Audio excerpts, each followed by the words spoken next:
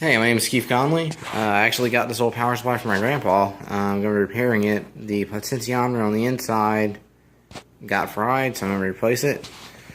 You can see right there a series of really old capacitors. This thing used capacitor and capacitive filtering. And let's see. Alright, and here's what the inside looks like. Very old, very interesting actually. But you can see back there the potentiometer. It's like right there. You can see how the threads got fried. I'm gonna take the back off, see what I can do. As you can see here, I got the power supply mostly torn apart. I just have to get right here to that part and start figuring out what it is. Oh yeah, this is coming along great. Very interesting.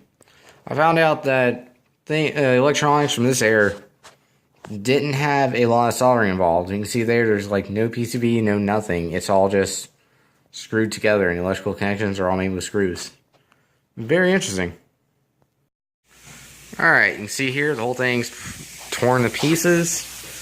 Did actually manage to fix it. Turns on. I'll show it actually turned on working once I finish up and get everything back together.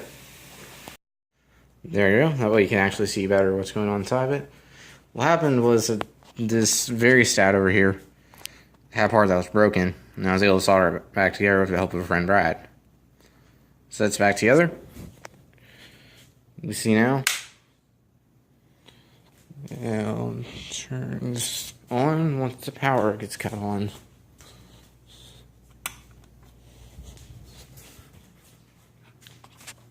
There we go. Producing roughly 20 volts. Now this thing is off by like 0.3, 0.5. So it's really more like 20.35, 20.5. But close enough for my purposes. Alright. Alright, so here I finished reassembling the whole thing. Put it back together fairly well. There's a ton of spare parts, but it's not really an issue. It's completely functional again.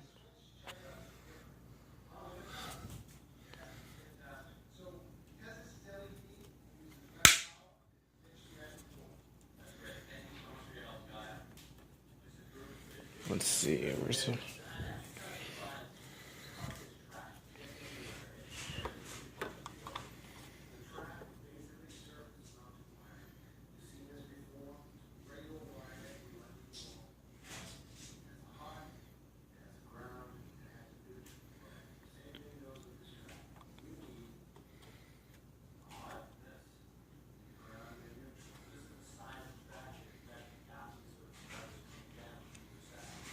Alright, works good.